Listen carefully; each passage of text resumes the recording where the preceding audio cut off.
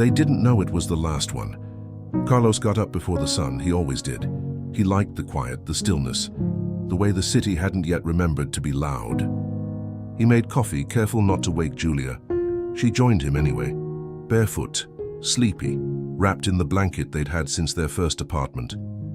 They talked about nothing. The broken sink, the price of eggs, the heat. They laughed, they kissed, they made breakfast.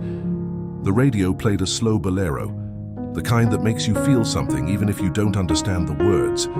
They had no idea that by the end of the day, everything would be different. It came at 8:07 a.m., 3 knocks, firm, final. Carlos looked through the peephole, ice. He turned to Julia, no words, just fear. They had rehearsed this moment, what to say, what to do, where to hide, but when it came, they froze. There was no back door, no time, no miracle. They opened the door. The agents were calm, too calm. They asked for names they already knew. Carlos was handcuffed. Julia tried to reach him. One of the agents blocked her. She screamed, not in Spanish, not in English, just in pain. Carlos looked at her one last time. His eyes said everything.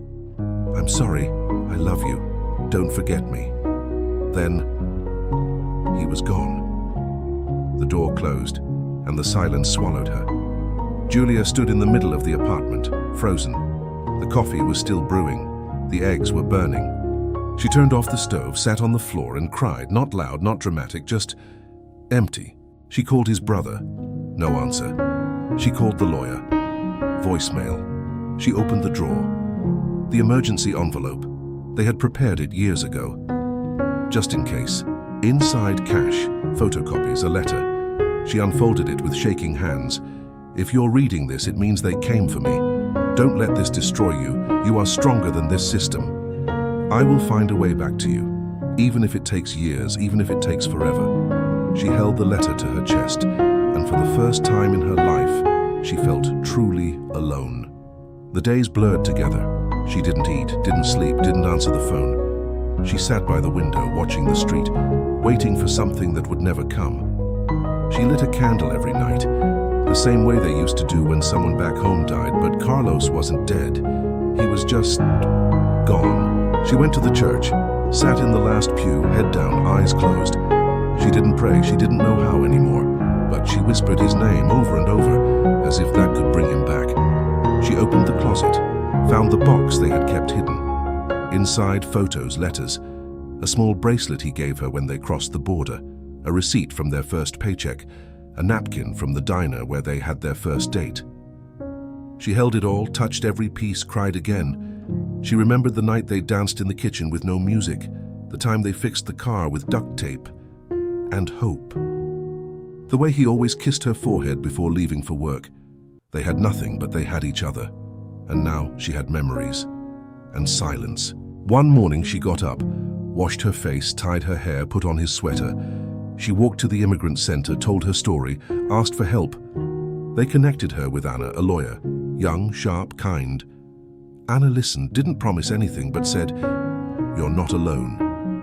Julia began collecting documents, photos, receipts, letters, anything that proved their life together. She started to fight, quietly but fiercely. She went to the detention center, stood in line, waited. They said no, no visitors, no exceptions. She stood outside the gate, held a photo of them together, waited for hours. A guard told her to leave. She didn't move. She whispered, "He's still my husband," then walked away, back straight, eyes full. She started writing, at first just for herself, then online. She shared their story, others responded, other women, other families. She wasn't alone anymore. She joined a group. Voces que quedan, the voices that remain. They met every week, lit candles, held each other, told the truth. Julia became a voice, not because she wanted to, but because silence had taken too much. One day a letter arrived, from Carlos, from inside. "I saw your photo, I saw your candle, I felt your voice, I'm still here, and I'm still yours." She held the letter, closed her eyes, smiled. He was still there, still fighting, still hers. Months passed. She still lit a candle, still wore his sweater, still whispered his name, but now she also marched. She also spoke. She also helped. She wasn't just waiting, she was building. One morning, she stood in front of a crowd, microphone in hand, voice steady. She told their story, from the first morning, to the last knock, to the fight that never ended. And when she finished, she looked up. The sun was rising. They took her husband, but not her voice, and sometimes that's how revolutions begin, with one woman, one story, one promise to never be invisible again.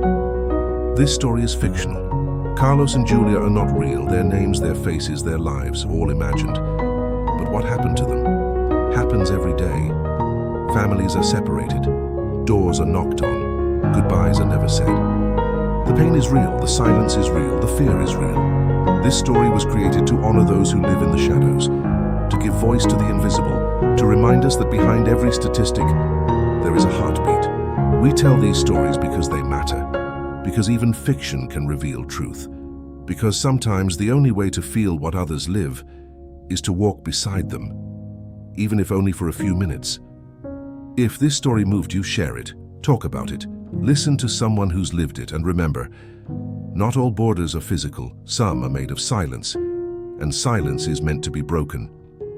If you or someone you know has lived something like this, and you want to turn that pain into something powerful, we're here to listen. You can send us your story by email, and maybe it will become a future episode. We promise to protect your identity, to treat your truth with care, and to transform it into fiction so that others can feel what you've lived.